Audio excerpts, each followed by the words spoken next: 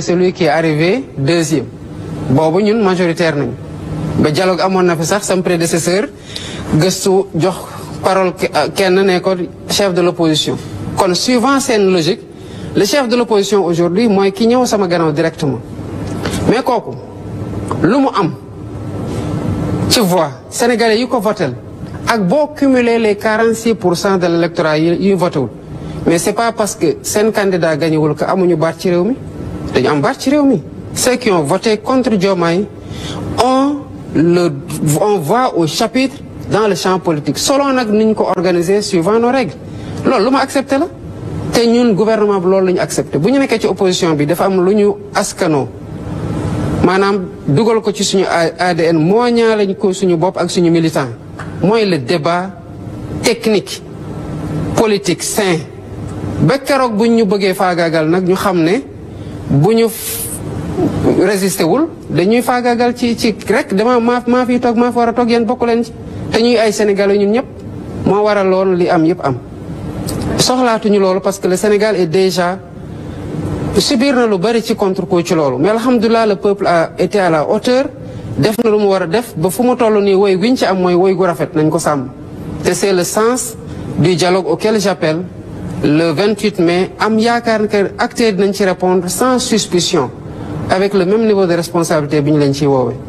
am na solo loolu monsieur le président toujours ci wàllum politique bi ma bàyyi Mohamed Diallo bu Senweb mu poser question s'il vous plaît une question monsieur.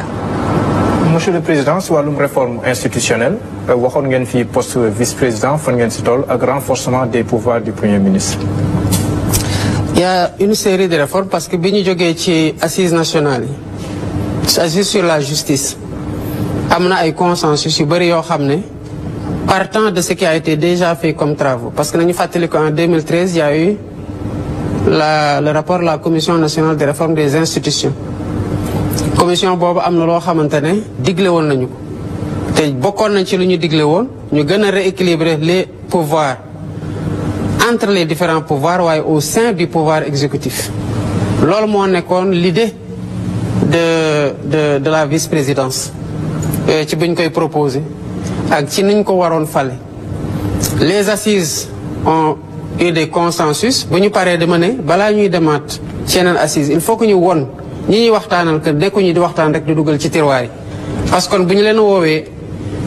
en mai 2025 du ñu sawar a ñëw ci laa jël un comité ad hoc teg ko le comité ad hoc a produit un texte sur la Cour constitutionnelle loi organique sur la Cour projet de loi organique sur la Cour constitutionnelle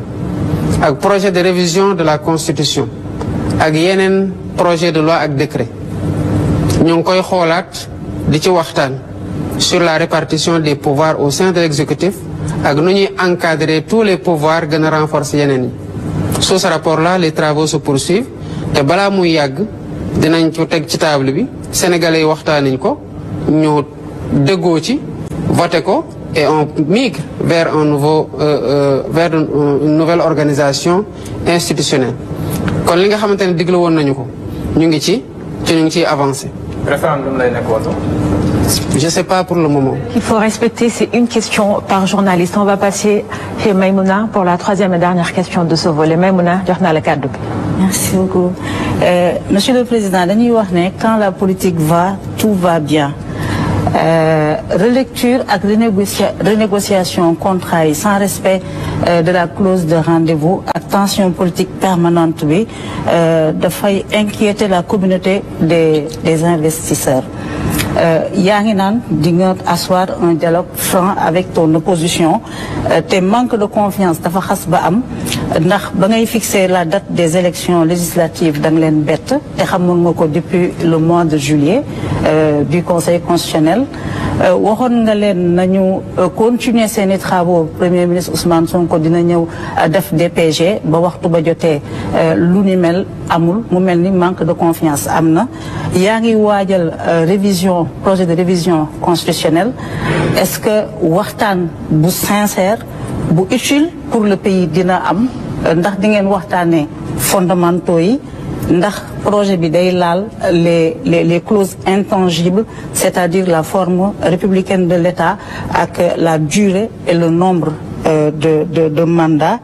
Est-ce que lii raam mu mel ni da ngeen am mébét laal ancien président de la République Macky Sall ak ay ñoñam ci gestion finance publique yi ak rapport Cour des comptes bi ak activités yi nga xam ne am na fi événements yi nga xam ne am na fi de 2021 à 2024 est-ce que loolu bokk na ci luy apaiser le climat politique ba mën a tax Sénégal investisseurs yi di fi buruxlu? yaa may fàttali suñu émission yi parce que da ngay jël lu bari wax ko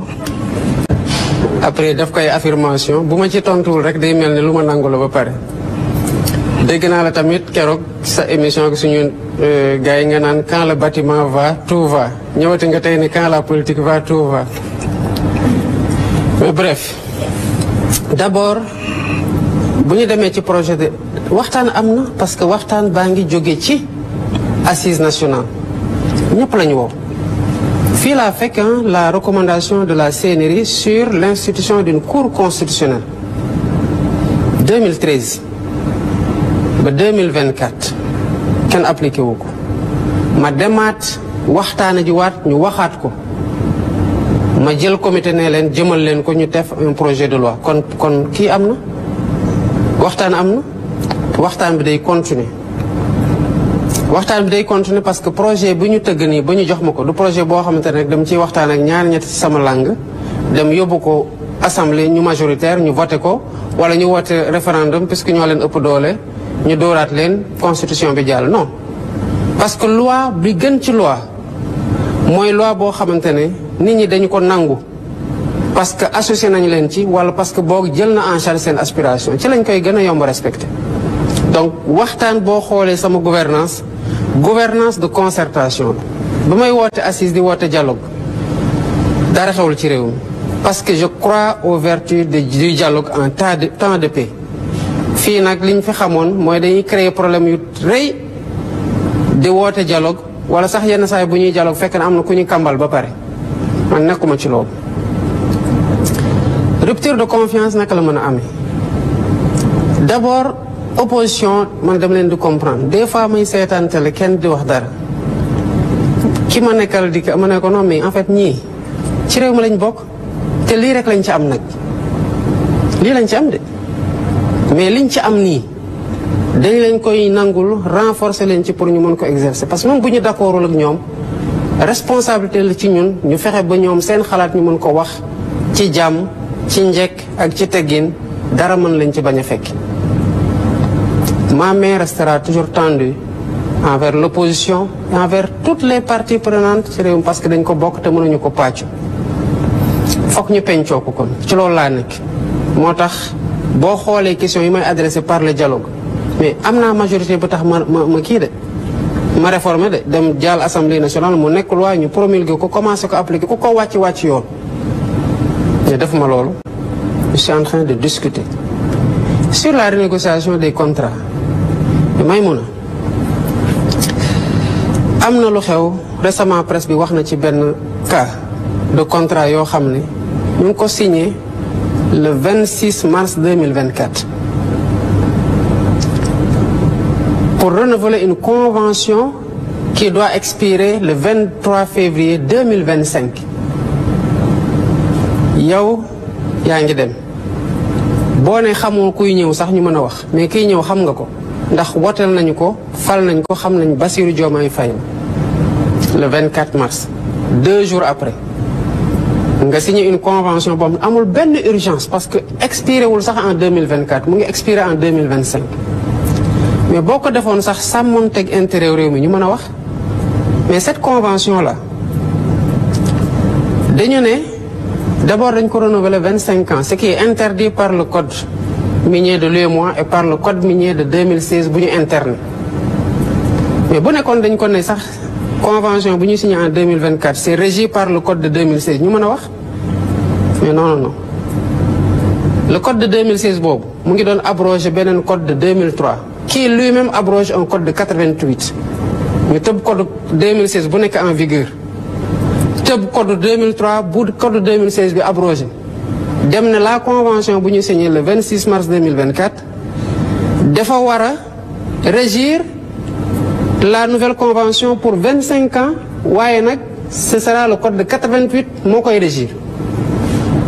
Renouveler les exonérations fiscales et douanières qui étaient déjà exorbitantes pour 10 ans mais loolu man su ma ñëwee fekk ko alhamdulilah rabbil alamin sax pour ce cas d'espèce bi ma koy gis c'était pas encore entré en vigueur mais qu'est-ce que je fais est-ce que damay ne signé na ko ba pare je suis devant les faits accomplis naa bàyyi pour les 25 prochaines années le code de 88 qui n'existe plus depuis 2003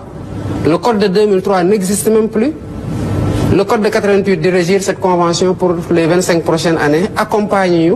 pour l'agenda national de transformation 25 ans quand même j'ai appelé la personne ma ne ko yow xam nga lii ki ko def xam na ne du yoon parce que code minier Sénégal lii la wax code minier UEMOA lii la wax yow mi ñu ko defal xam nga ne du yoon man mii mu mi fekk dama am responsabilité veiller ci intérêt état ak ci liy yoon ci réew mi di ak yoonal xam naa ne du yoon kon ñun ñetti ñëpp nekk les principaux responsables xam nañu ne du yoon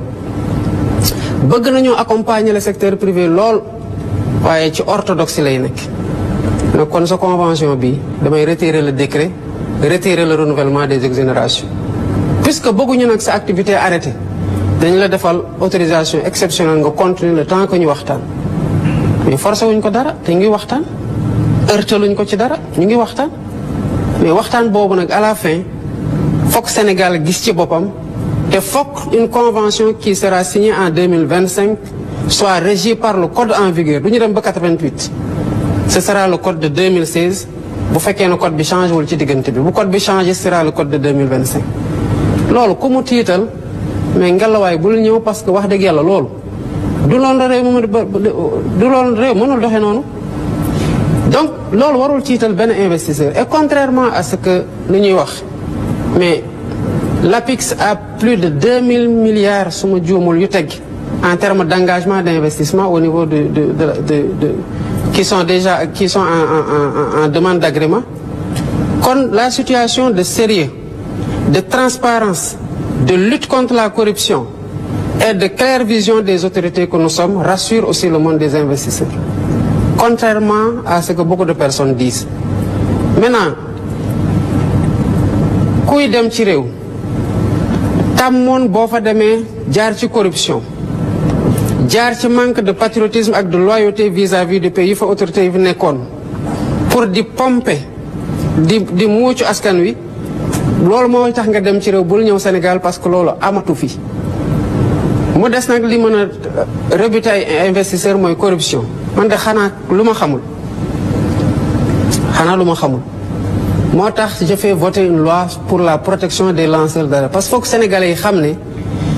dërëm bu dugg ci gafak ak réew mi ñun ñëpp a ko bokk ak ku ko mënti dugal ci biir gafak réew mi et que ku nekk sentinelle pour la bonne gouvernance ba pare état cey sa kaaraange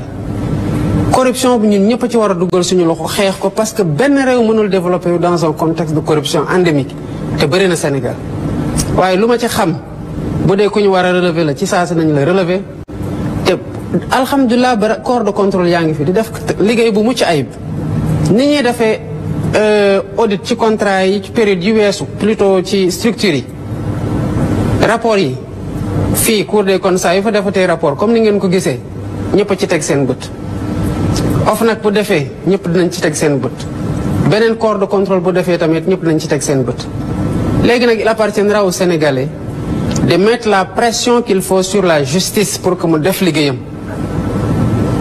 Le temps de la justice n'est pas le temps politique mais ça doit être le temps du peuple au nom duquel cette justice-là elle est rendue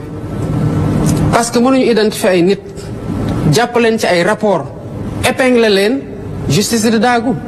je comprends maintenant qu'il y a un déficit de ressources nañ ci liggéey pour renforcer leen moo tax on a augmenté les recrutements au niveau du centre de formation judiciaire duñu leen teg benn pression politique pour orienter seen décision c'est pas notre façon de gouverner mais sénégalais bu ne am na sañ-sañu bu ñu nee diw sangam mii que mu nekk ministre gouvernement Diomaye wala mu nekkoon ministre bi fi nekkoon avant moi wala directeur général bu ñu ko épinglé Sénégalais ont le droit de réclamer que la justice fasse son travail bu boobaa man dama amul sax conc ba koy teg ci kaw dossier. Monsieur le Président de la République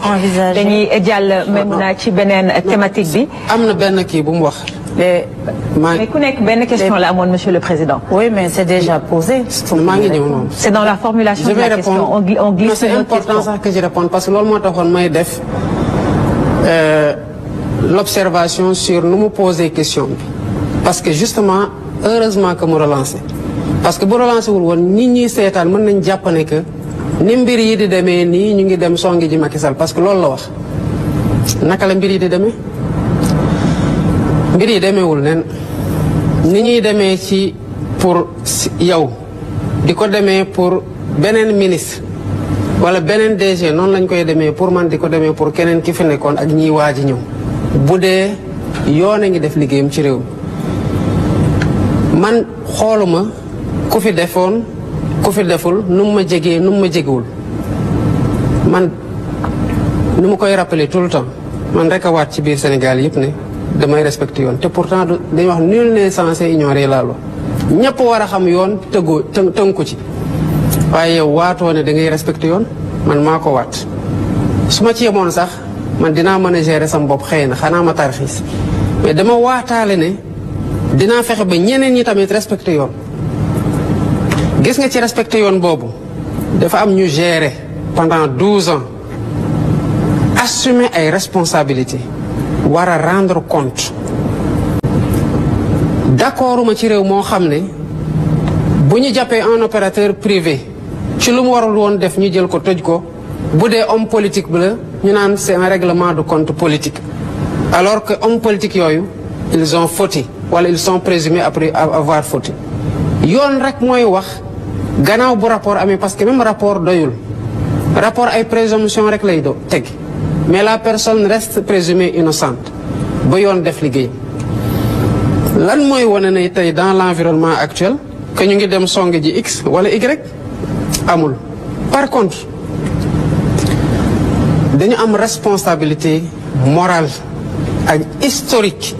ci dëkk bi nga xamante ne sénégalais yi gannaaw yàlla teg nañ ko suñu loxo muy lan lépp li fi xewoon ci yorin ak ci jëfin bu amee lu lëndëm dañ ciy teg torche ba mu leer sénégalais yi xam lan la d'abord liñ ciy doxalee yoon doxal lu mu war a doxal loolu protéger ma ci sama bopp lenn rek ay protéger nit ci réew mu sérieux mooy jub di jubal mais ku dëng nit mënu la protéger parce que tôt ou tard bu poussé dina la rattraper ku jubalul tamit tôt ou tard nañ xam ne sa ndëngate fan la nekk te dañ ko na la teguwaat s'il y a des choses yoo xamante ne ça a été fait et ça a été fait am na lu am c'est pas le lieu de dire que lii am na lii am na lii am na mais même ma xam na am na doyul je vais dire faites les enquêtes si à la fin des enquêtes ñu ne y a pas matière à poursuivre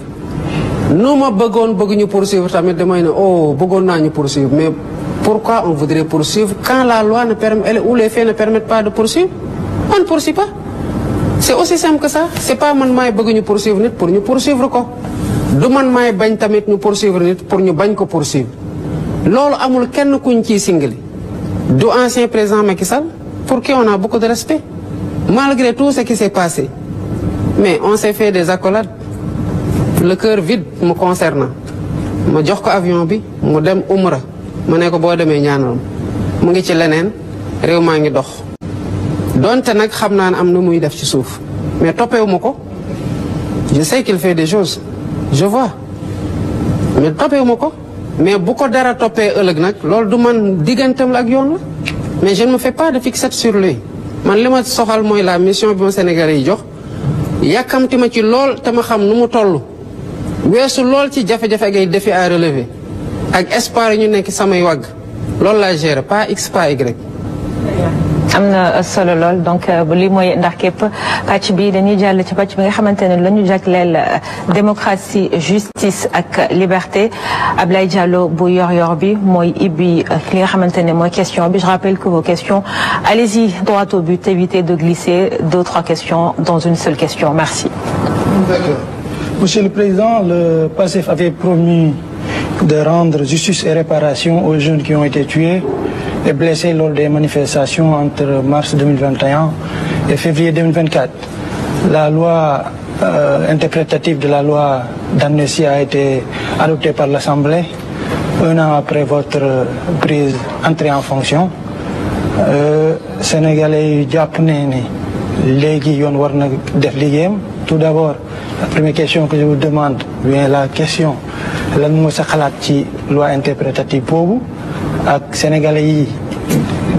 muy député yi muy askan bi jàpp ne lu yoon di doxee ci réew mi bi nga ñëwee ci boppu réew mi ba tey ji yéex na trop loolu leen di ton.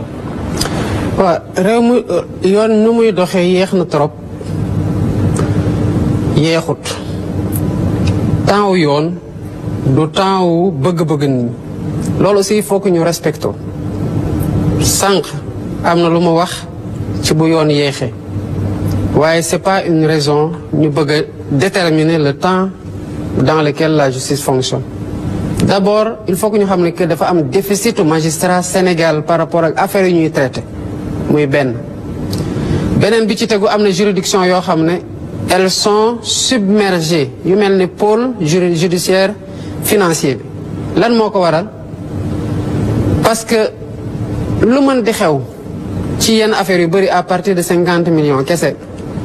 dañ koy àndee ci pôle judiciaire financier ak fu mu mën di xewee ci biir Sénégal loolu bokk na ci lu ñu war a def réforme pour qu'il y ait plus de célérité ci biir justice bi. C'est vrai que yoon mën na yéex mais parce que yoon bu yéexee dañ ko dicteetul tempo ba pare orienté tuñu décision elle travaille sereinement te justice boobu moo taxoon ñuy xeex nag kon buñ ko amee ba pare nañu xam valeur am parce que buñ ko ñàkkee ñu ngi ko doon ut muy justice boo xamante ne dafa autonome indépendante kenn téléguidé wu ko muy benn. li ci tegu mooy loi d'amnistie ak lu mu ci mënoon xalaat askan wi wote na parce que askan wi moo toog fee assemblée de c'est parce que 18 millions de Sénégalais yi mënuñu saa yu ñu bëggee tëgg charte bu ñuy doxalee bu ñuy tënkoo ñun ñëpp 18 millions de Sénégalais yi mënuñu faa daje voté ñu ne nañuy yónnee ay ndaw ñuy téeméer ak juróom-benn fukk ak juróom ñuy wax ci suñuy tur di jëf ci suñuy tur di voté ay loi yu teggu suñu kaw ñun ñëpp ci suñu tur loolu la Assemblée nationale def barki démb ci sart yi mu war a doxee am nañu loi fi ma toll nii nag li may xaar mooy keroog bi ñu ma koy jébal après délai bi yàkkamtuñ ci tus dugaluñ ko ci procédure d'urgence buñ ko voté buñ ma ko joxee ma promulgué ko bu amee ay recours nañ bàyyi justice adressé recours yi en toute sérénité bu dee annulé wuñ ko dina egsi ñu promulgué mu commencé applicable mu des nag liñ ci bëgg a saytu lan la may fàttali Sénégalais yi ne man ak waa Pastef ñu bari bi ñuy voté loi amnistie bi ñan lañ doon amnistie ñun de buñ ñu laajee suñu xalaat dañu ne maa ngi woon kaso man def fa 11 mois dañu ne bëgguñu premier ministre nga fa woon mu ne bëggul suñu député yi nekkoon 25 ou 24 ci député ci assemblée nationale ne voté wuñu kon tëgguñu ko voté wuñu ko supporté wuñu ko lan moo tax mais liñ ciy def nii foog sénégalais yi xoolaat bu baax a baax importance su acte bu ñu posé nii mais lan moo gënoon yomb ak luñ ñu dajloo yëpp ci biir Sénégal on a vu des choses ñu ñoree yëpp xam nañu leen te chaque jour ñu jàkkaarloog seeni xar kanam ci suñuy bureau pour bañ leen fàtte te fàttewuñ leen de te métit baa ngi fi de niñ koy séddoog njaboot gi lan moo gënoon yomb rek ñuy jël nguur gi avec les mêmes personnes et les mêmes moyens yi ñu defee woon loolu ñu commencé teg seen kaw mais vous imaginez que régime ñëw ñun ñii ñu ñëw pour rek lu ñu neex bëgg a faagaagal opposition bi ñu def ñoom lu ñu doon def ay bakkan rot ci ñuy bàyyi ba mandat bi di waaj a jeex ñu xam ne lii jeex na ba pare ñu daw assemblée parce que ñoo fay majoritaire ne non bon on est majoritaire nañu couvrir nañu voté amnistie suñu bopp ñeneen ñëwaat reyaat amaat majorité amnistie waat seen bopp. Vous pensez que ñun mën nañoo évoluer ci autant d'insécurité liées à des querelles politiques, de calculs politiciens et de volonté de se perpétuer au pouvoir di ko def ay sénégalais nag 81 moor yi ñuy wax ni yëpp ban doomu beneen réew moo ci wàcc liggéey ay sénégalais lañ ay doomu jàmbur lañ ay papay jàmbur lañ ay magu jàmbur lañ ñu bëgg a am un trou noir dans l'histoire du pays où des gens ont été là am responsabilité li xew-xew ñu ne non au nom de je ne sais quel pacte et de quelle sécurité morale ou juridique gars yi raxas seen bopp ba seen wicc ne dem leen tout doit être passé par perte de profit. J'ai dit que mënuñu woon nekk di naan Thiaroye 44 de réclamer justice te mu xew il y a 80 ans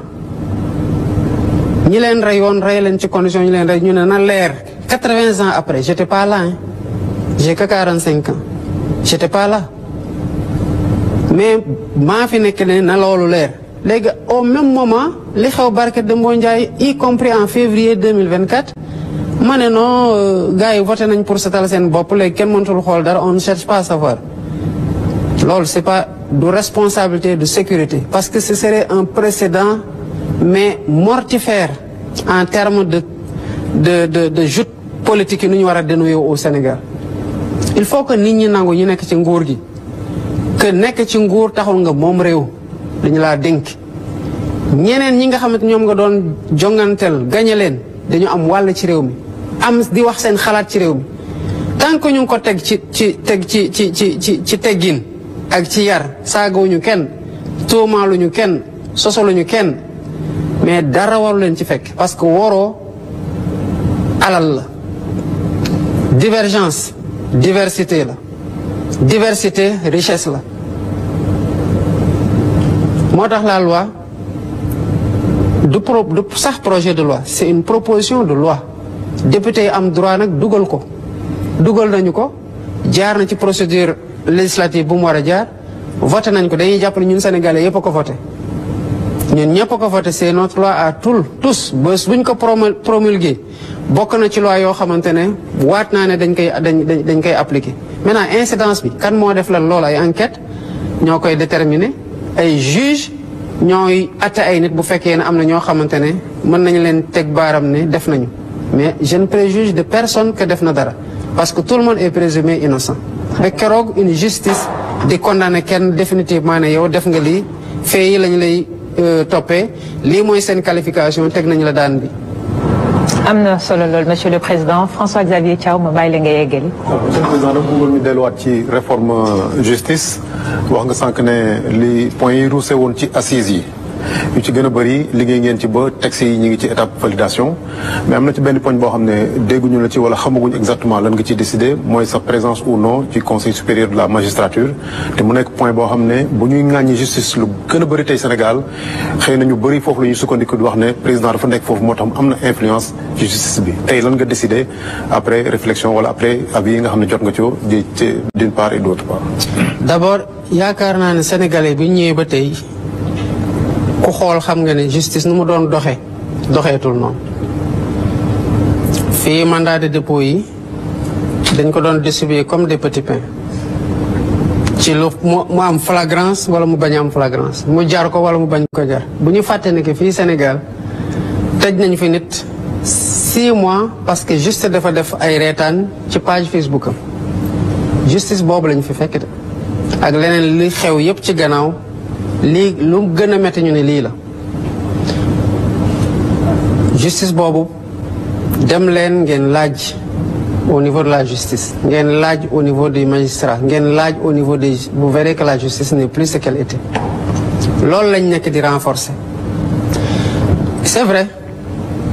acteurs politiques yépp surtout de l'opposition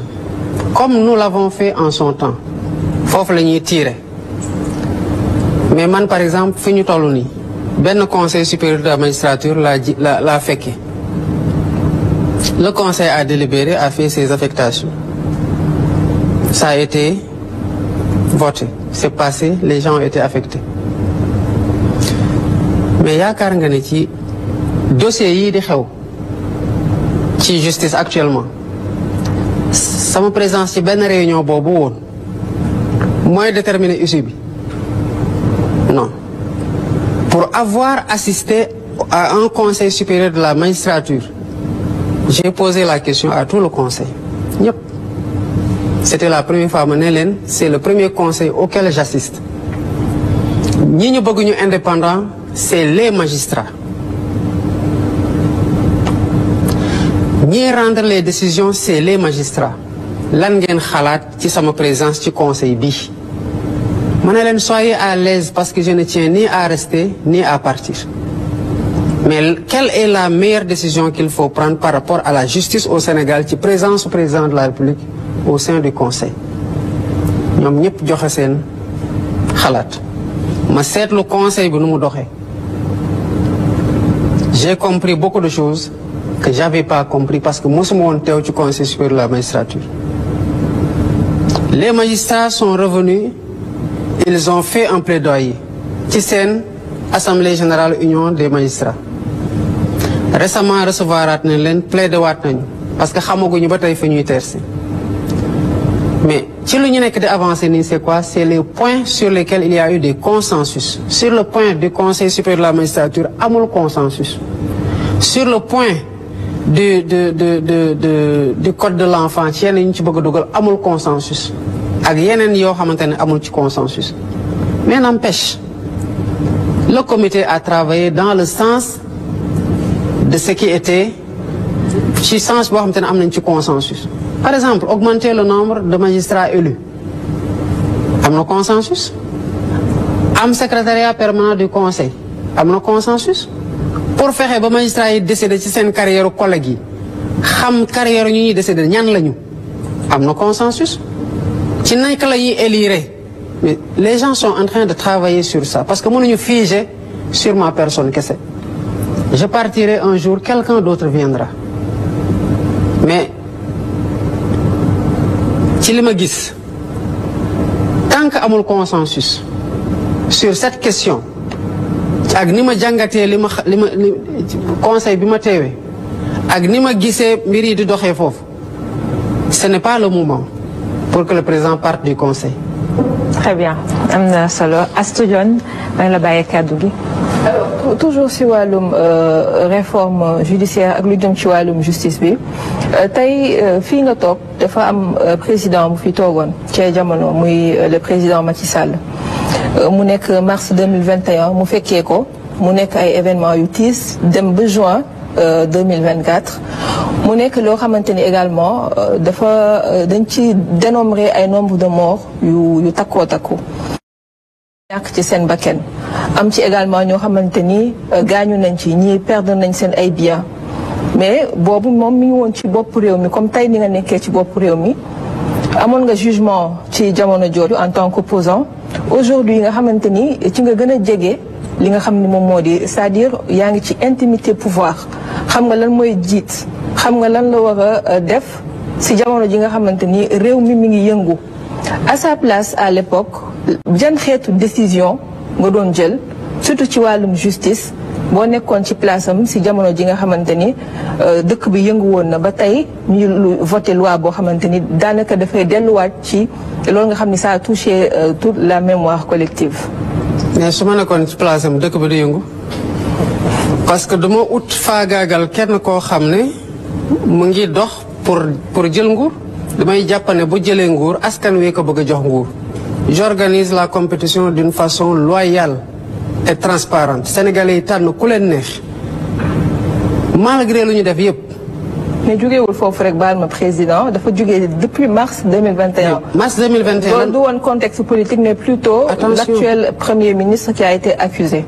mais c'est justement ça mais accusation yooyu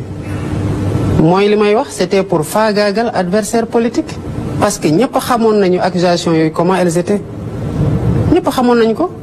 D'ailleurs sénégalais yi bañoon cee d'accord moo tax ñu génnoon yaakaar nga ne sénégalais yi bu ñu amoon conviction que culpabilité bi c'est établi dinañ génn di xeex ba li xew-xew non parce que dafa amoon justement commencé wul foofu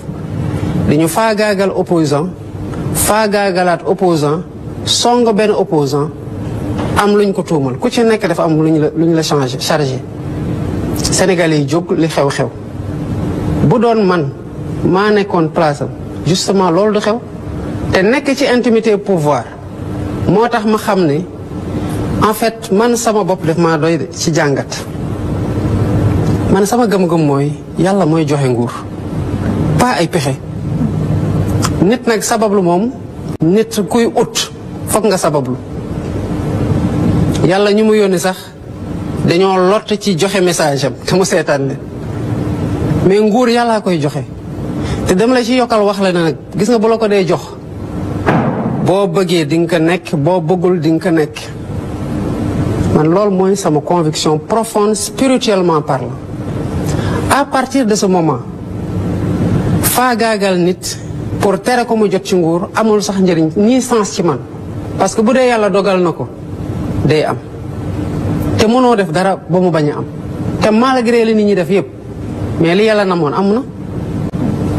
ñi bëggoon toog tax ñu fitnaal ñëpp rey désacraliser tout déprotéger tout ñu nekk dans une situation où des éléments en gourdin défilent aux côtés des forces de l'ordre qui sont censées assurer l'ordre ñu di leen xool ñii yor ay fusil à pompe di tirer ci ay kii ñii yor ay kalachnikov yor ay numéro 9 ak yu kenn xamul loolu yëpp xew fi loolu yëpp xew na fi mais malgré tout est-ce que ñi doon def yooyu yëpp demuñu bi sénégalais yi bu leen sénégalais yi bëggatu leen yóbbu nañu leen donc loolu yëpp yi xewoon avant lu mënoon ñàkk la ñu bàyyi sénégalais yi ñu tànn sachant que sénégalais yi sax mënuñoo tànn lu gën ci volonté wu yàlla moo tax ma ne la bu doon man du ma nekk ci période émeute am na maa ngi ci intimité nguur ñu ngi en temps de paix j'ai la majorité à l'Assemblée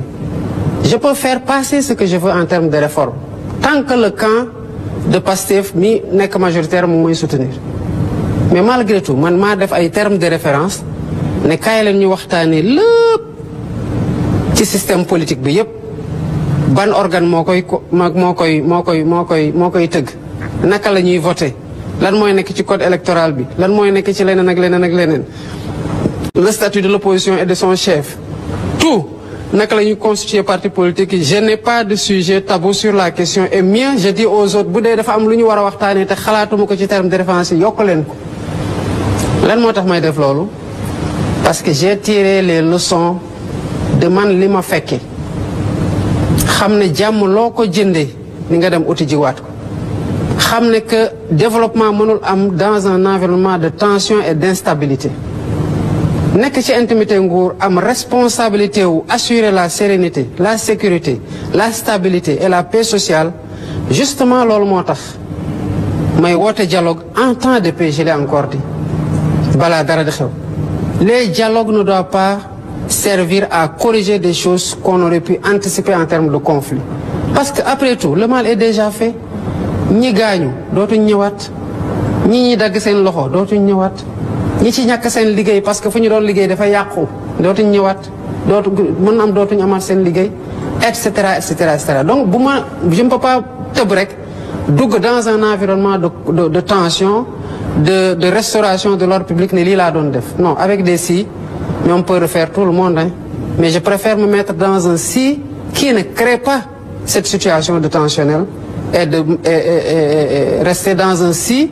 qui garantisse la paix, la sécurité et une compétition saine et loyale entre les acteurs où le peuple choisit librement ses dirigeants, ñu respecte son choix xaar beneen échéance. Très bien, Monsieur le Président. Pour clore chapitre bi damay jox Maïmouna Ndour Faye mu poser dernière question bi. Merci beaucoup, Monsieur le Président. Da nga ñëw toog rek nga def assise de la justice pour mettre en exergue les faiblesses structurelles et fonctionnelles de la justice. li tax nag ngeen yàqamti woon loolu ñu bari jàpp nañ ne da ngeen expérimenter durement les travers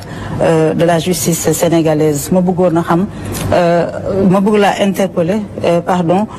ci li nga xam ne moom mooy arrestation yu bari yi ñu nemmeeku pour des délits politique ou des délits d'opinion. yow dañ la jàppoon nga def kaso fukki weer ak benn ci post Facebook. Beneen bi muy les refus de marche ou d'organisation de plateforme de revendication, refus systématique depuis 1 an. Beneen bi muy médiation pénale et financière ndax am nañu jàpp ne reddition des comptes bi mun nañ ko ci dugal ndax kat milliardaire ci prison amalul askan bi njëriñ waaye bu nangoo fay ndax mun nañu envisager ay médiation pénale. Beneen bi ndax da ngay changer la nature du régime politique wala da ngay continuer ci présidentialisme fort loolu la Sénégalais yi tàmm. D'ailleurs sax ñoom ñëpp dañuy teg baaraam ci ni nga effacé woo ndax da nga envisager def un présidentialisme atténué ba pare jox doole ki nga xam ne moom mooy le premier ministre Ousmane Sonko comme ni ngeen di doxalee actuellement. D'abord sur les pouvoirs du premier ministre. Man avant ñu may fal laa considère qu'il y a trop de pouvoir entre les mains du président. Tey bi ma nekkee président xëy na mënoon naa nekk dans un accaparement de pouvoir en disant que il faut que j'ai plus de pouvoir, que j'ai plus de pouvoir. Je ne suis pas et je veux pas être ce type de président man. bëgguma ko. Dama jàpp ne kenn nit doyul ci defar réew. Et que dans un gouvernement, dans un régime, c'est une solidarité, une collégialité et une responsabilité commune et partagée. Certes peut-être différenciée parce que niveau yi bokkul.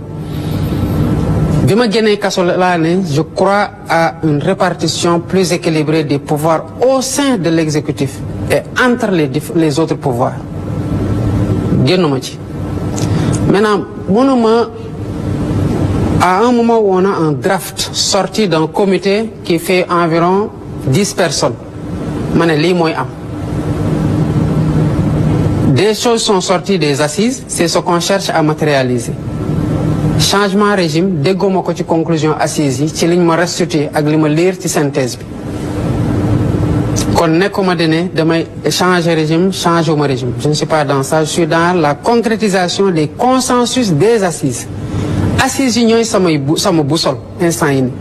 lépp lu ciy consensus dama jàpp ne fii la Sénégalais yi bëgg may jëme leen foofu laa leen di yóbbu. Lu ci nekkul consensus on marque le pas et on continue à évaluer xool ndax yeneen piste d'amélioration yi dina permettre que taare ñuy ragal deñ. Donc nekkuma ci logique au changement de régime parce que assises yi génnewuñ ko. Sur le renforcement des pouvoirs du Premier ministre, je suis tout à fait d'accord. C'est pas lié au profil du Premier ministre. Pour ce que j'ai vécu en 1 an de pouvoir, je considère que un Premier ministre qui a des pouvoirs a des avantages énormes pour un président de la République. Parce que lu kenn mën ñaar ko dàq. Bu dee ñu ngi def la même chose. Lu kenn mën ñaar ko dàq. Je préfère avoir un pôle de décision sur certaines décisions que ñu mën ko jël à ce niveau-là, sachant que nous sommes alignés sur la vision. Sur toutes les questions, on est alignés. Je veux pas que nekk un président boo xamante ne tout me remonte. Il faut que le Premier ministre serve à quelque chose quand même. L'actuel Premier ministre ne me pose pas de problème sous ce rapport. Au contraire, lu mu yore ci pouvoir dama ko xeeb. Est-ce que Sénégalais yi mën nañu ko xamee noonu? Et que je compte le renforcer parce que je veux être davantage aidé dans mes tâches pour plus d'efficacité et d'efficience. Lii méttiwul. Ñu muy déranger mooy ñu mu déranger parce que da doon menacer seen régime ba jëlee leen fi. Alhamdulillah parce que yàq ji bëri woon na ñu ngi koy jeexal. ñoo continuer nag mënuñu ko muñ parce que lan moo tax dafa këpp seen yelwaan. Donc je m'attends pas à ce qu'il l'aime ni qu'il m'aime d'ailleurs parce que je ne m'efface pas. Je ne m'efface pas, c'est que je n'embrasse pas trop. Parce que qui trop embrasse mal étreint. Je veux plus d'efficacité. moo tax ñu bëri ci ministre yi day ñëw naan ma wéy inauguration président kii j'ai dit non. Il faut que les ministres gardent retrouver seen stature de ministre dem def yeneen inauguration bi ko mu am valeur. Sénégal c'est comme ça que ça se passe. Jamono moo fi ñëw on a eu un président qui mettait sa main dans tout et les gens l'interpellaient directement. loolu kañ la fi am c'est à partir de 2000 on interpelle directement le président de la République nangam alors que la solution boo ci interpeller président bu le président dalalee tamit da ngay mujjee au niveau opérationnel pour que ce soit réglé. Je veux des DG forts, je veux des ministres forts, je veux un premier ministre super fort. C'est ce que je veux. Sur la réforme loolu la. Sur les arrestations mais yow bu dee tey de mooy arrestation yu bëri xanaa ne koo fi woon en 2024 2021 2022 2023 ba 2024 ne koo fi woon de man maa ngi woon kaso de. Je savais que ce qu'il y avait là-bas par chambre ñu nekkoon Rebeuss toog 15 jours mënuñoo tëdd di taxaw ñu bëri amee fa sciatique ak leneen j'étais là.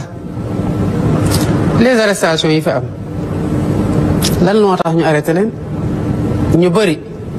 ils ont été convoqués te malheureusement xam nga lan mooy problème bi day xew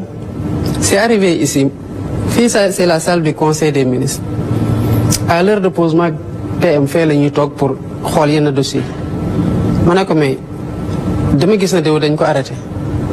mu ne ah bon lan la def ma ne ko dafa mel ne yow la doon kii de mu ne moom je suis même pas au courant ma ne ko malheureusement nit ñi dañuy wax ne yow la du moom du man c'est la justice qui fait son travail. Maintenant la politique pénale c'est notre responsabilité parce que nag ñun ñoo am responsabilité doxal secteur yëpp y compris le secteur de la justice moo tax mënuñu ci am un désengagement total comme les gens le souhaitent. Ce ne serait pas responsable mënuñu jël un ministre fal ko mu yore formation professionnelle ñu bàyyi ko muy doxal lu ko neex. mënuñu jël un ministre fal ko mu yore des finances mais le ministre bu ñuy gën di surveiller aujourd'hui c'est le ministre des finances parce qu'on veut qu'il y ait des réformes yoo xamante ne day changer le visage de la tenue des finances publiques en termes de transparence et d'orthodoxie. noonu la ñuy xoolee tamit le secteur de la justice parce que dañ ci am responsabilité. amaa nag nit wax na dara wala def na dara justice def enquête am à travers les canaux appropriés interpellé ñëw atte mais ñaata nit lañ fi bàyyi ñi ñu interpellé xoolal le ratio entre le nombre de personnes ñu arrête ñu interpellé ak ñaata lañ ci bàyyi ñaata lañ ci tëj xoolal bu baax defal le ratio. Maintenant en soi que ñu woo nit parce que la justice désire l'entendre ou même le traduire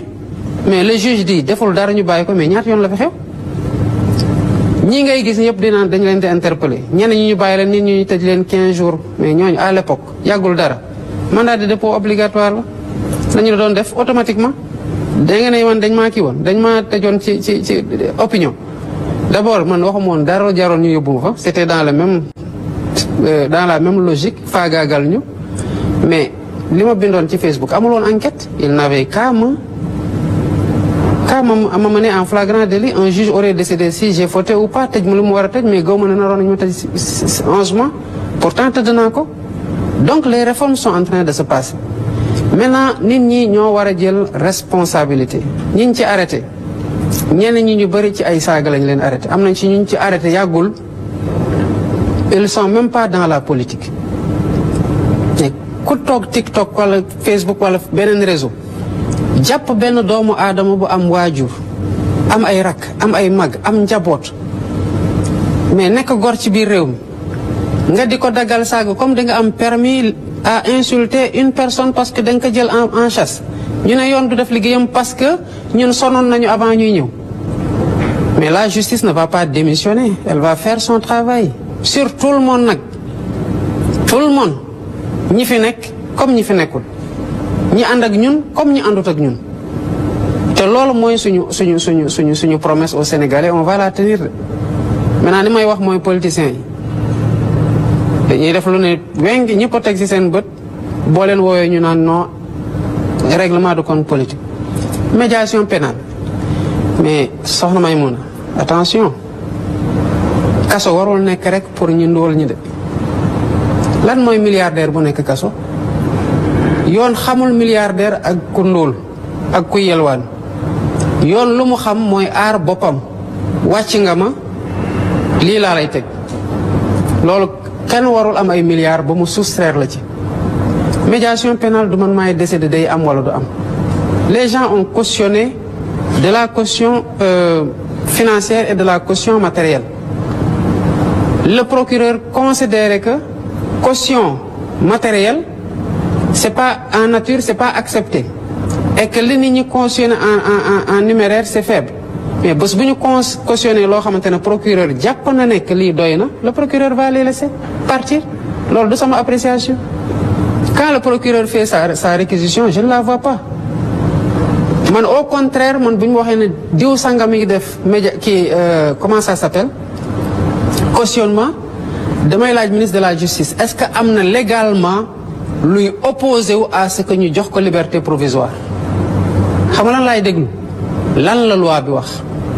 bu loi bi waxee déet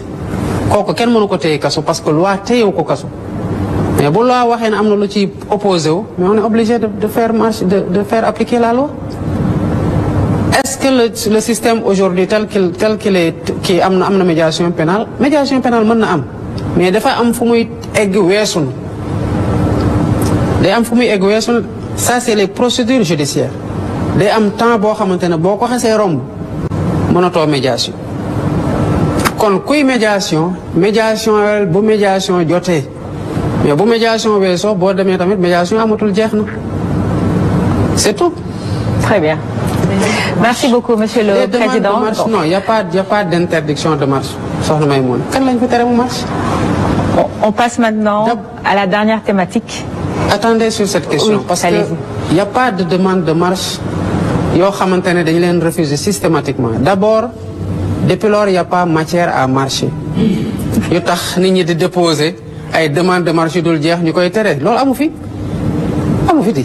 Les gens ont voulu dire que loi bi duñ ko voter mais Assemblée nationale foog mu def liggéeyam les gens s'ils veulent marcher le macadam est là mën nañ marcher. Très bien. On termine avec le dernier volet géopolitique avec démocratie. Sidi Diop du Soleil, vous ouvrez le bal, mais s'il vous plaît, chers collègues, on a 10 minutes pour terminer. Allons droit au but. Mariama, je pense que j'ai toujours posé une seule question, hein? N'est-ce pas? Monsieur le Président, ci conseil des ministres bu mujj bi communiqué bi dañ ci jàng ngay soññ su gouvernement pour ñu liggéey ci restructurer le système de financement ak diversifier leen. Alors bu ñu nee diversification rek man daf ma yóbbu un peu ci diplomatie économique sur la coopération bilatérale ñi la fi jiitu woon ku mel ni le président Abdoulaye Wade bi mu ñëwee au pouvoir am na mu fekkoon ay exclusivité yu mu fekkoon mais fexe na ba yëkkati exclusivité yooyu ubbi coopération yi est-ce que yow tey am na gis-gis wala am na plan boolal pour mën a multiplier les partenariats économiques. D'abord bunt yooyu depuis bi ñu ubbee ko tëjootewuñu c'est d'abord Sénégal aussi il faut restituer la vérité historique. Depuis Mamadou Dia déjà on s'était ouvert aux pays de l'Est. Je me rappelle très bien di ko dégg ci benn waxam muy naan mos na dem Union des républiques sociales soviétiques ñu ne ko lu tax jaaroo France mu ne du tàggu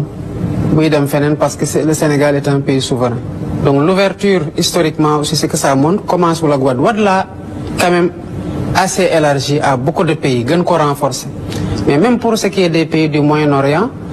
les relations entre le président Abdou Diouf et peut-être même avant lui avec l'Arabie Saoudite étaient très connues. Il y a maintenant un plus large éventail de partenaires, notamment demoon nañ vers l'Inde, vers le Brésil, en tout cas les pays du Sud. Aujourd'hui,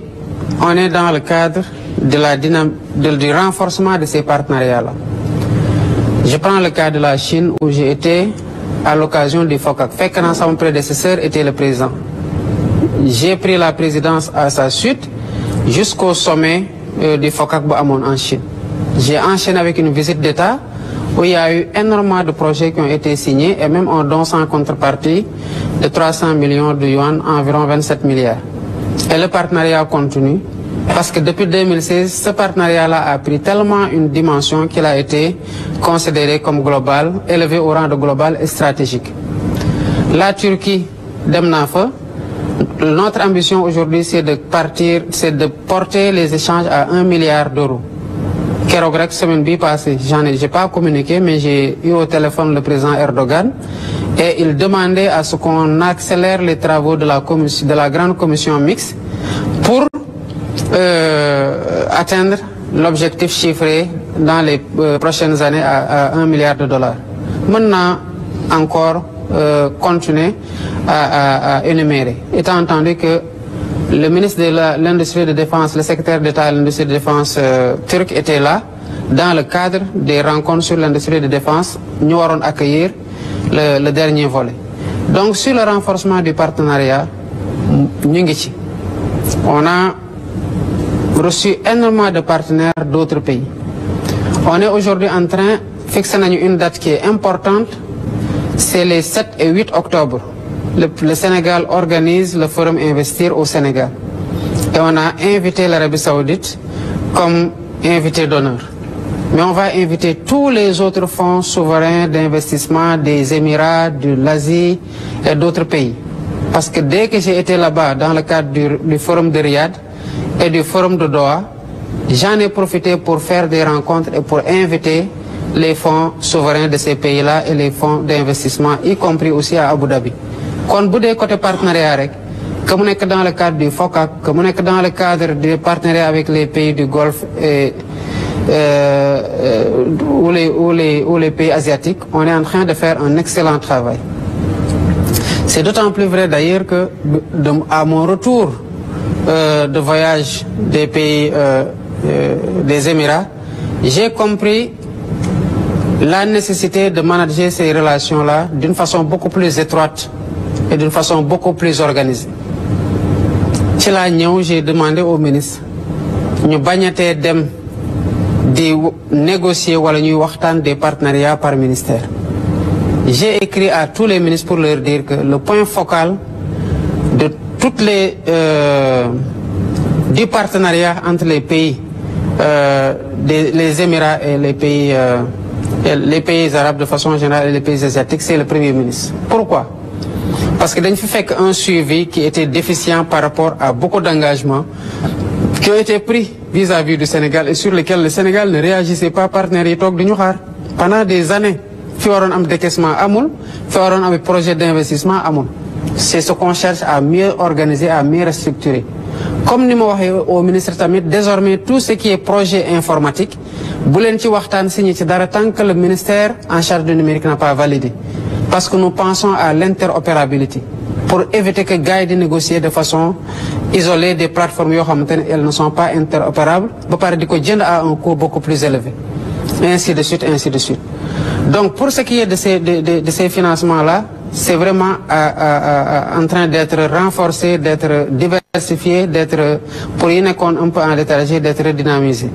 Et j'ai reçu énormément d'invitations à effectuer des visites d'État à l'extérieur. Mais m'a décidé pour cette année de lever le pied un peu sur les visites et nous organiser les référentiels pareils, tamit les projets catalytiques prioritaires palais. Pour venir d'un phénomène, on est là avec un portefeuille de projets tenant compte d'une situation budgétaire stabilisée. Mais le partenariat est dynamique et ça produit des résultats aussi. On s'en félicite et on continuera à nous ouvrir comme on le fait à tous les partenariats. Rééquilibrage, il n'y a plus de passe droit au Sénégal. À la veille de la commémoration de Thiaroye 44, ku bëgg gagner fi dara da ngay compétir bu ñu ñëwé dañu fekkon ñu joxe la concession des chantiers navals de Dakar le 29 le 28 lañ ko signé 28 mars encore j'ai dit nañ ko arrêté on l'a arrêté ñu lancé waat beneen en mettant des conditions beaucoup plus avantageuses pour le Sénégal ñi mënul woon souscriraat ñi nga xamante ne conditionnalité yi yomboon taxoon ñu souscrire yi ñu gën leen corsé ñenn ñi bàyyi nañ il y avait 17 qui avaient été en préqualification jëndoon le cahier de charge 7 en préqualification le processus suit son cours mais bu paree bu ngeen jëlee la convention bi ma fekkoon ñu ko signé ko ba pare ak bi nga xamante ne moom la ñu waxtaanaat di ngeen xam ne que les intérêts de l'État ont été préservés ñu ngi waajal aussi la TICAD au Japon donc où le Sénégal va exposer cette année je crois que c'est au septembre mais on est en train de travailler à diversifier tous ces partenariats-là et surtout à donner une réponse en termes de réforme loolu moo tax la réforme du code des investissements gën a important parce que dem rek waxtaan doyul à un moment donné bu waxtaan yi jeexee derrière les photos les clichés les prises de parole ce qui reste les investisseurs froids qui cherchent du profit il ne faut être compétitif ci qualité main-d'œuvre bi ci coût main-d'œuvre bi ci qualité infrastructure yi ci procédure administrative yi mais aussi ci confiance dans le système judiciaire en termes d'intégrité ba l'homme d'affaires qui est là bu yegsee dina xam ne buñ ko tooñee dina mën a am justice en saisissant la justice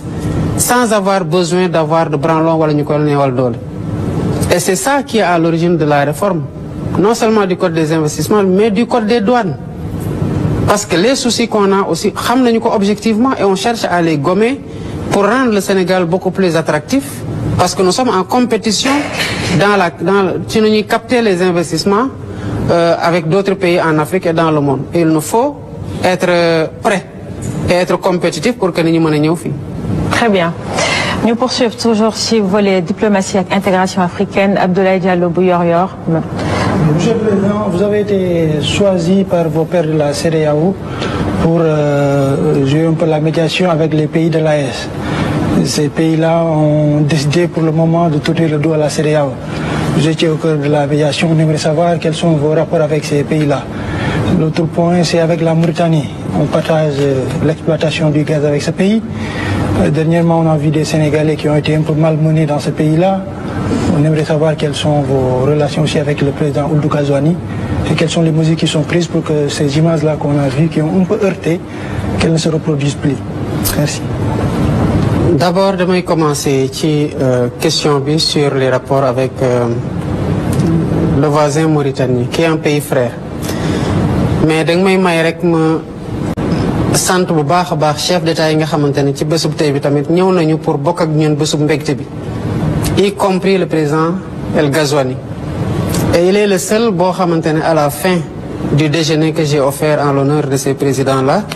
et de leurs collaborateurs ki ma toogal encore presque 45 minutes à 1 heure de temps ñuy waxtaan justement sur des questions yoo xamante ne war nañu leen adresser et qui ne concernent pas que les questions migratoires mais la question migratoire était au cœur des discussions donc di leen sargal bu baax ci nu ñëwee bokk ak ñun bés bi. Mauritanie c'est un partenaire stratégique pour le Sénégal et am nañu chance am une réponse positive en termes de signes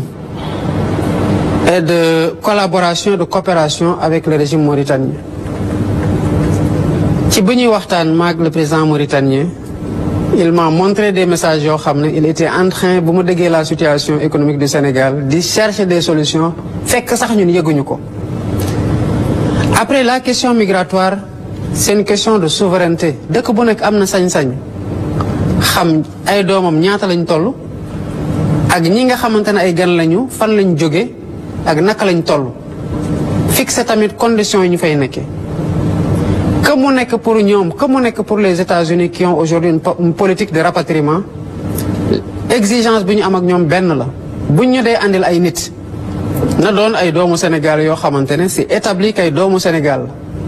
parce que lu ñu jox tamit ñoo xamante ne yeneen dëkk yi la ñu toll ñëw wàccal ñu ko fi te nanguwuñu ko jël seen dëkk fekk na remplir ñu les conditions dans lesquelles ils doivent séjourner au Sénégal te loolu on se comprend avec le frère et ami mauritanien. beneen bi mooy dans les conditions de rapatriement nañu respecter la dignité et l'intégrité de nos concitoyens yu nekk ci seen dëkk ci ni ñu leen di interpeller ak ci conditions yi leen di rapatrier. J'ai reçu du président El Ghazouani des assurances encore quand même on avançait parce qu'il y avait un accord qu'on était en train de négocier qui était bu xawoon tardé mais depuis que bu première kii amee rafle yi amee au niveau de ak les expulsions amee au niveau de la Mauritanie j'avais dépêché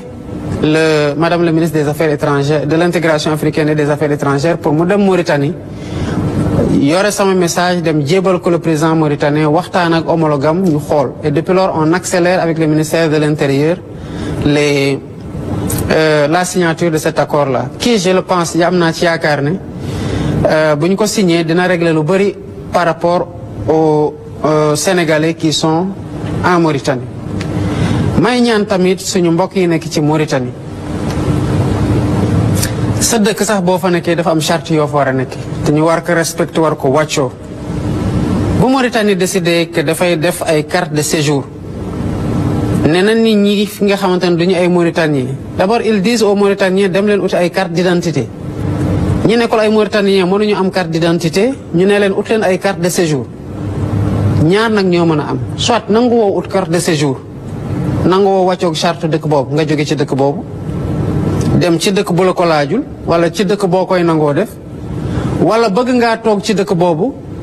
nga dem ut carte de séjour parce que loolu mooy seen charte loolu ñun mënuñoo wax à aucun pays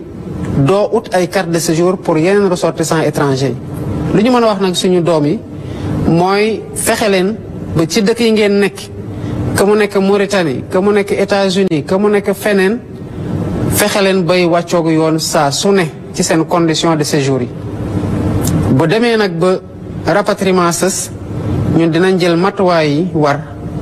pour aar leen waxtaan ak suñu naataangoo yi nekk ci yeneen réew yi pour ñu respecter seen dignité ak seen honorabilité pour ñu andiwaat leen ñu jëlaat leen parce que suñuy doom lañ. Monsieur le Président, est-ce que procéder là? Pour ce qui est de l'AES. Pour ce qui est de l'AES, bi ma prêté serment dama jàppoon ne que les pays yu ñu ceinturé muy Mauritanie muy d'abord Mauritanie muy d'abord Gambie di Guinée Mauritanie Guinée Conakry ak Mali ñoo war a nekk ñun suñu ceinture prioritaire en termes de diplomatie ma décidé balaa may dem fenn dinaa dem seeti leen j'ai fait le tour ci ni ma doon def le tour j'ai fini par comprendre que beaucoup de mes homologues m'attendaient dans leur pays et j'avais le devoir aussi d'aller me présenter à eux ñu bëri ci ñoom ma jaajëfal leen ni ñu ñëwee ci sama cérémonie de prestation de serment fexe tamit établir une relation de confiance entre les nouvelles autorités et ces pays-là ñu xam ne que Sénégal bi c'est le même Sénégal que c'est le même peuple et c'est la même amitié et la même fraternité la ñuy porter di ko nourrir à l'endroit de tous nos frères africains ci laa defee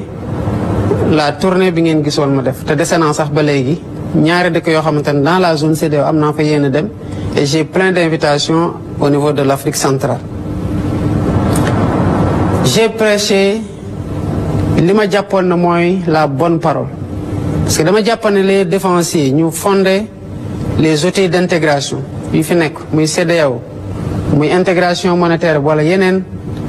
wala Union africaine def nañu seen wàll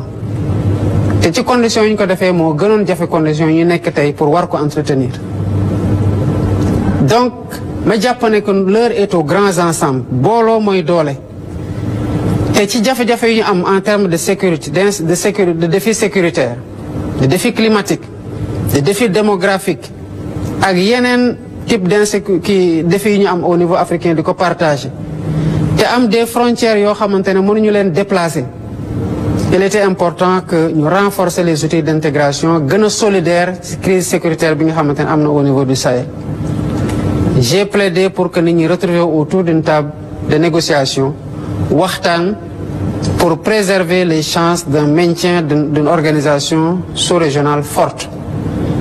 jàpp naa ne bu ma defee loolu sama jaan wàcc na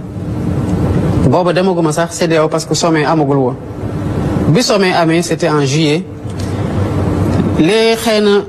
mes pairs africains de la CEDEAO bu ñu gisee ces efforts-là m'ont demandé, puisque j'étais pas là au moment du clash, de profiter de ça pour mën a wax ak ñi nga xamante ne c'est nos frères africains de la Confédération des États du Sahel. J'ai essayé de rester dans la même dynamique. Nommé naa un envoyé spécial, def nañ des contacts discrets, waxtaan nañu des contacts téléphoniques et tout. Il reste que ces pays-là, comme d'autres, sont souverains. ñoom ñoo moom seen bopp ñooy décider fan lañu bëgg a jublu ak naka lañ fay demee. bu ñu defee lu ñu yaakaar ne moo gën ci intégration sous-régionale bi ñoom ñu def lu ñu xamante ne li nga xamante ne moom ñoom la ñu yaakaar moo gën ci ñoom li ñu leen ameel mooy respecter seen volonté. xam na lu ñu ci waroon def nañu ko. li ci des nag mooy il reste des partenaires privilégiés de longue date yoo xamante ne on tient à ce partenariat là te lépp lu ñu war a def pour gën ko renforcer dañ ko def ci tànk yoon lañ taxaw. te depuis lors y compris surtout ak le Mali bu ñu gën a jege on a fait des pas yu importants en termes de collaboration et de coopération sur les questions sécuritaires comme sur d'autres questions comme nu ñu ko defee avec les autres pays yu ñuy partager des frontières et d'autres pays yoo xamante ne bokkuñu frontières mais on est dans le même espace sous-régional. kon sous ce rapport ñu ngi def lu ñu war a def. Très bien. Astou Dione pour la dernière question de ce volet. Alors, Monsieur le Président, je pense que yàgg ngeen affiché une volonté très accrue de souveraineté. dama bëgg a dugg un peu ci politique de souveraineté bi nga xamante ni da ngeen ko yàgg di tenir comme discours. tey ñuy fête suñu 4 avril te ñëpp xam nañ ni indépendance bi ñu ko waxee Sénégal ci France la ko jëlee. depuis nga toog ci pouvoir bi ci bopp réew mi ak léegi en termes de relations qu'est-ce qui a changé entre le Sénégal et la France. bu weesoo loolu itam bëgg naa xam est-ce que souvent il vous arrive de ressentir des pressions extérieures yoo xamante ni mi ngi tukkee ci cette volonté de vouloir être souverain en tant que président. Non, non, je reçois aucune pression, ni intérieure, ni extérieure. La seule pression que je reçois, c'est la dette morale que j'ai vis-à-vis du peuple qui m'a fait l'honneur et le privilège de présider à ses destinées. Et la responsabilité historique que j'ai de porter les aspirations de ce peuple et les espoirs de sa jeunesse particulièrement, mais globalement de tout le peuple. loolu mooy sax doy na ma pression. li ci des nag mooy ku fi ñëw nekk ci réew ak foo mën ci jóge boo ñu waxee lii la ñu bëgg ñu ne lii la ñu bëgg nga taxaw di défendre sa intérêt ñu taxaw di défendre suñu intérêt ku nekk di nga am loo bàyyi pour ñu daje. bu ñu demee ba ci biir ñu gis ne lii arrangé wu ñu ne lii arrangé wu dañ ciy génn ba set wicc parce que duñu mos a dugg ci loo xamante ne loraange la ci askanu Sénégal. La France c'est un partenaire important pour le Sénégal ren lay Chine di door a supplanter la France depuis bu ñu restaurer les relations dans les années 2007 avec la Chine mu ngi koy door a supplanter en termes de volume d'échanges commerciaux. Mais la France reste un partenaire important pour le Sénégal sur tous les plans. Maintenant dëkk dafay toll foo xam ne day réorienter sa trajectoire et c'est ce qui s'est passé pour ce qui est de la présence militaire. Mais il faut retenir que ça fait des siècles et des siècles et des siècles qu'on a une présence étrangère sous ce format fii Sénégal. Ça part de l'esclavage jaar ci colonisation bërën gi ñu leen di door wax ne fu mu toll nii de bëggatuñu base militaire étrangère biir Sénégal xanaa am nañ sañ-sañ boobu ñoom tamit comprendre nañu ko nangu nañu ko ñàkkeewu leen ci teggin jéemuñu ci humilier kenn utuñu ci des coups d'éclat. On l'a fait dans l'orthodoxie de ce que nos rapports autorisent en termes de convivialité, de fraternité et surtout de partenariat qui se poursuit. parce que Chine mi nga xamante ne supplanté na France en termes de volume d'échange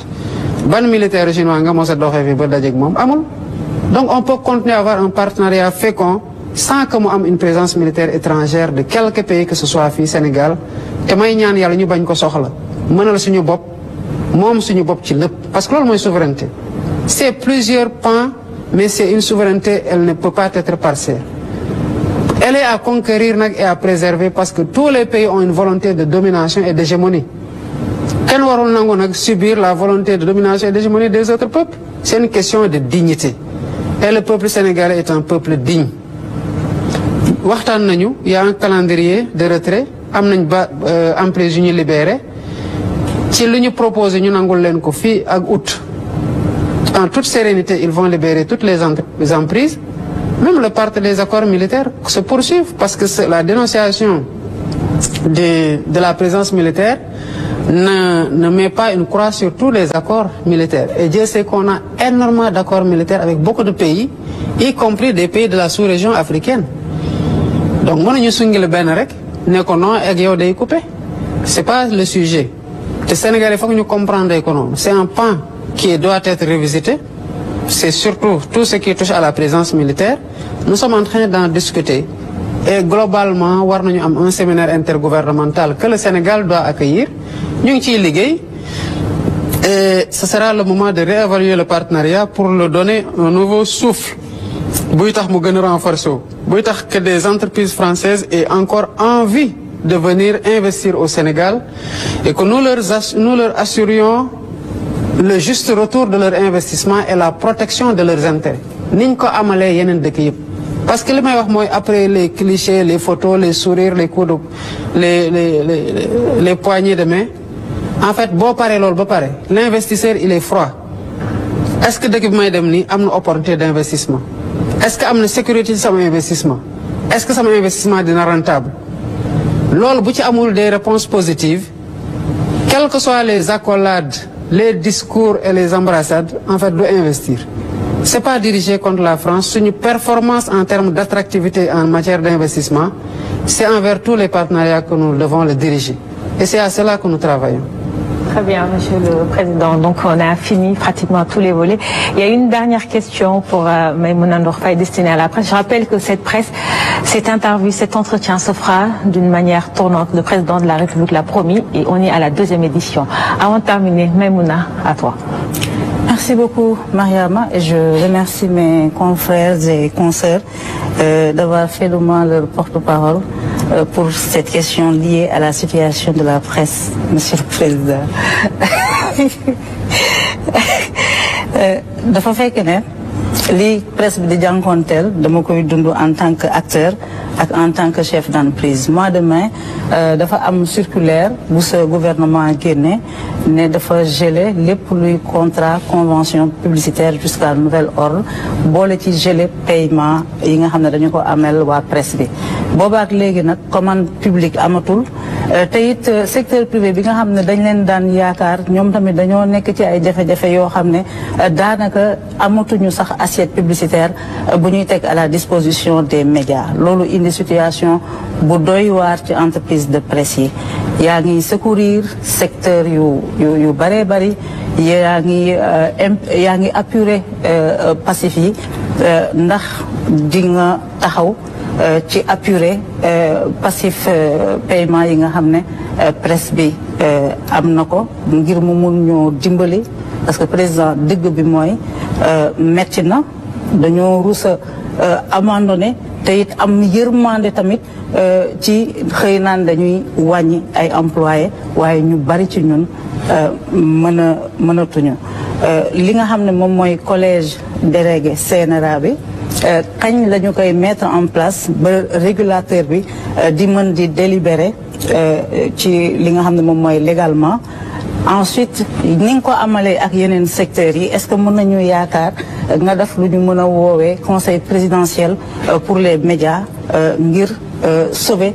secteur boo xam ne nag c'est le 4e pouvoir et c'est un secteur névralgique. jërëjëf soxna Maïmouna dama bëgg ñu sérieux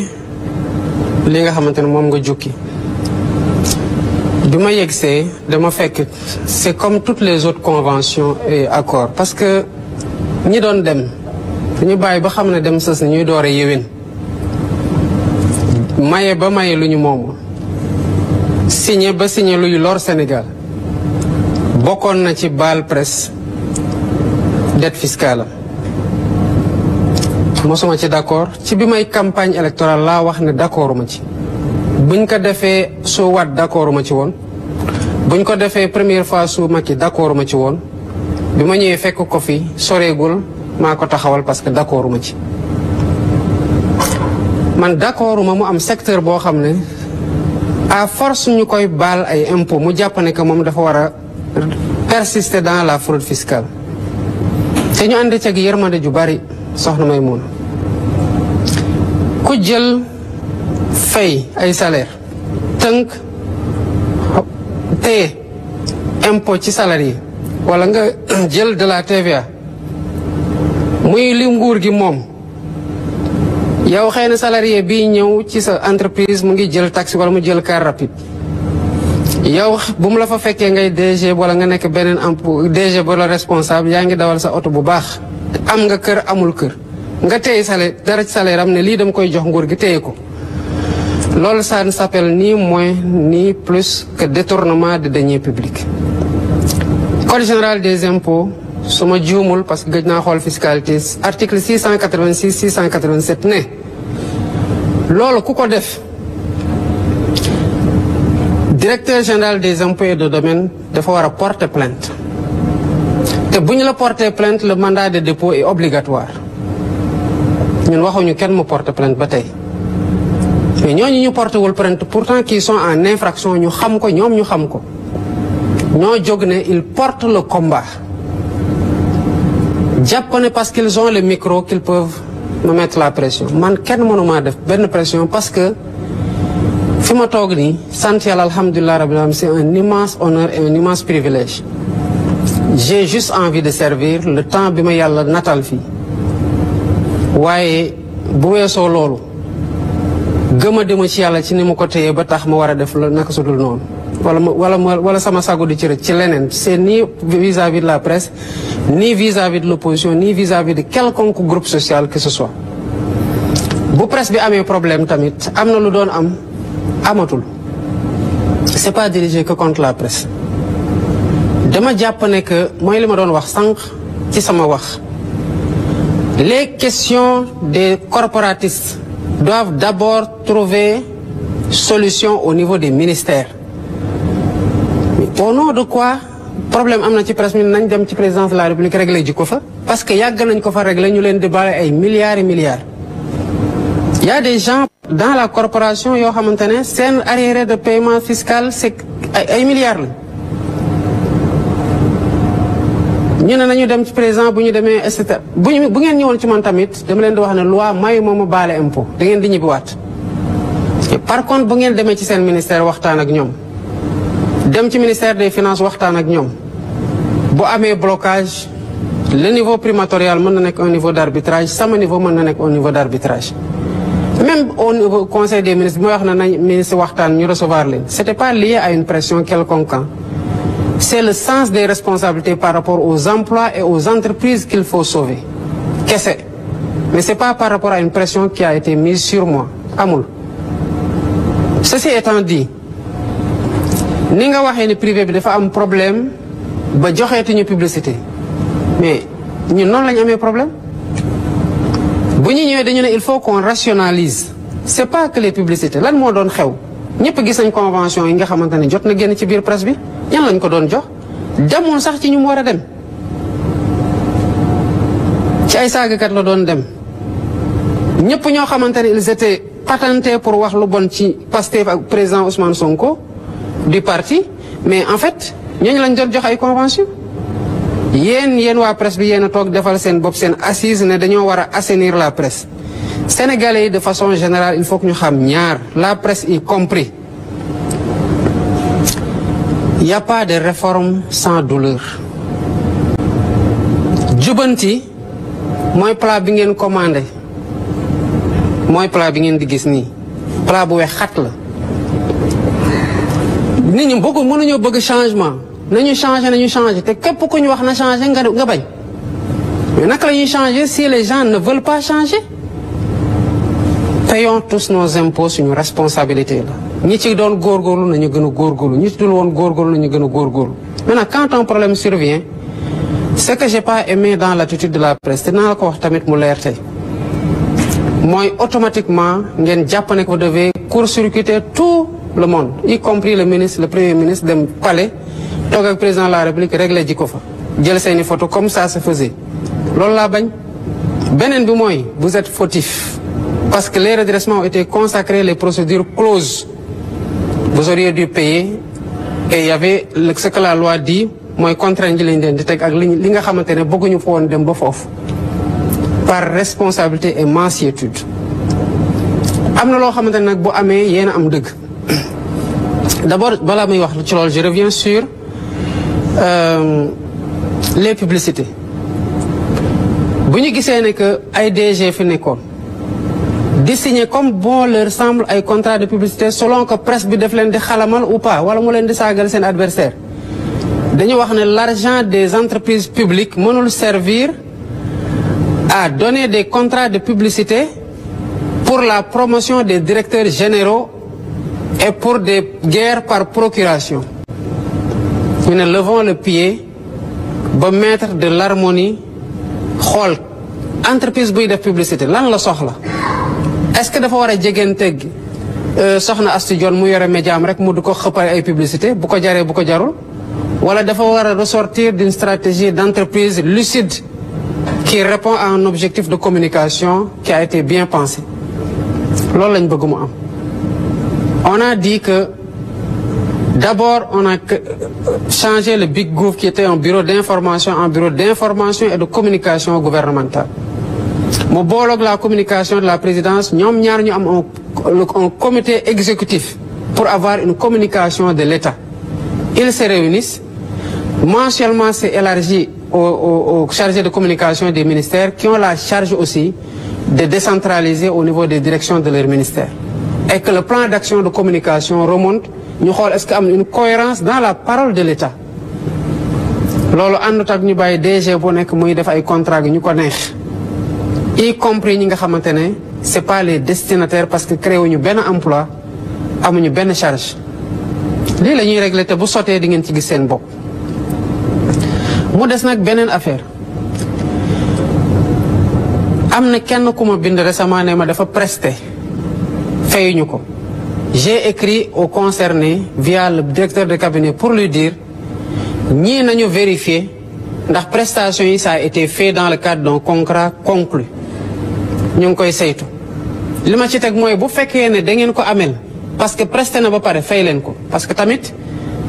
mënuñoo amel les entreprises publiques de l'argent à des groupes de presse mënuñu leen forcer ñu naan dañuy am ay contrat par force de. Parce que ñoom ñoo xool seen objectif de communication tant que c'est aligné à la communication de l'État et du gouvernement on est ça va mais lu ñu bëggul mooy ñu defloo nit liggéey lu ñu fekke ak lu ñu fekkewul parce que ce dont les entreprises là héritent comme dette c'est leur dette bu dee entreprise de presse yi dañoo def prestation avant ñoom prestation yi ñu facturer ko ñoom mënuñu contester la facturation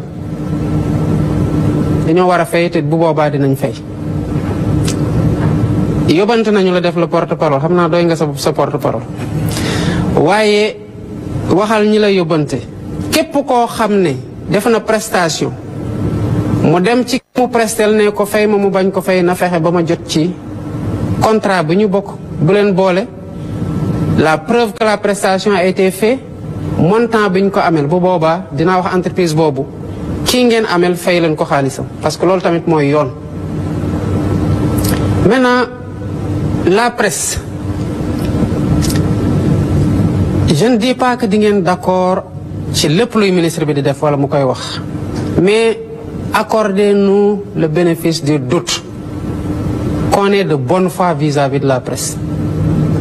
D'accord ñu ak yéen ci yu bari. D'accord nañu yéen ak ci lu bari mais niñ ko war a muñalantee ci biir langue politique bi noonu lañ koy muñalantee ak yeneen secteurs yëpp. J'ai dit que les divergences c'est des diversités et les diversités c'est des richesses loolu laa gëm bu ñu nekkee ci opposition la presse nous donnait la parole lu ñu doon wax daawul woon neex ñi fi nekk di ngeen jox ay nit parole tamit ils ont la responsabilité de leur parole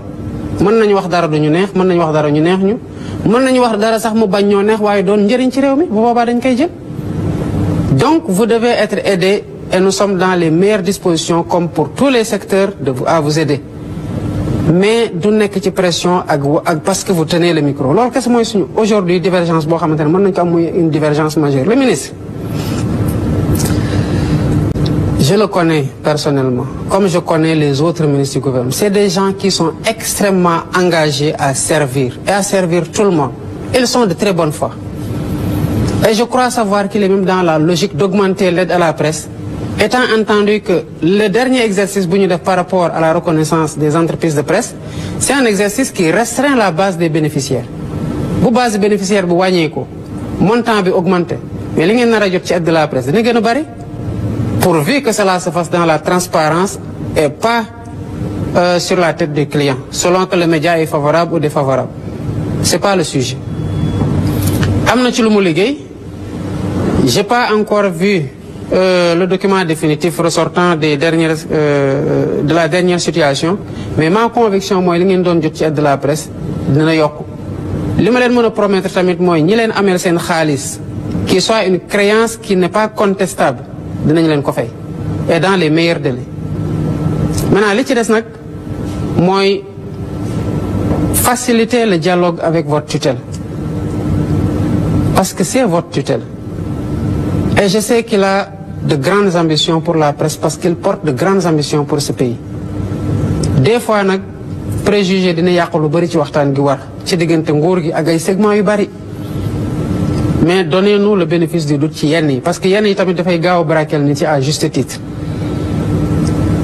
effort boobu rek la ñu leen di laaj maintenant ni ñuy jàppale yeneen secteurs yi la ñu leen di jàppale j'aurais bien pu vous recevoir hein mais ci conditions yi ñu doon demander audience bi ak exigence d'automaticité bu mu bëggoon loolu laa nangul woon maintenant que si cela se comprend mën naa toog ak yéen ñëpp déglu leen waxtaan ak yéen ci mais du romb dégg bii tamit nga xamante ne jàpp naa ko de après dinaa xam xëy na lu ma xamul lu ngeen mënut a wax ci biti boobaa on apprendra acte dans la mesure où les arguments présentés sont pertinents waaye ñi fi nekk presque ak ñeneen favorable ak défavorable yëpp yéen jàmm kese lañu leen yéene parce que ay sénégalais ngeen te après tout le gouvernement gouverne pour tous les sénégalais et le président de tous les sénégalais amuñ ci xaaj ak seen. Très bien. Le collège du CNRA. Merci beaucoup. Le collège du CNRA sera bientôt mis en place. J'avais reçu une lettre dans ce sens-là et j'ai instruit.